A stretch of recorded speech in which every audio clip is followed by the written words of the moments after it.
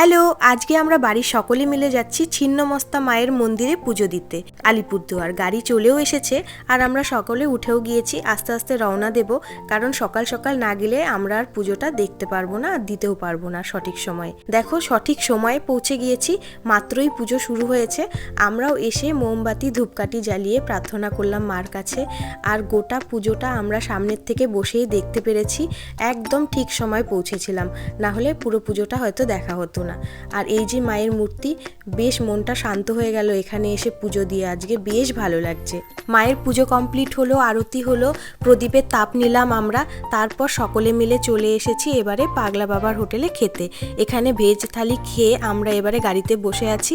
আর ওরা গিয়েছিল মিষ্টি খেতে, আমি যাইনি কারণ প্রচণ্ড মাথা যন্ত্রণা করছিল। আমারটা নিয়ে এসেছে।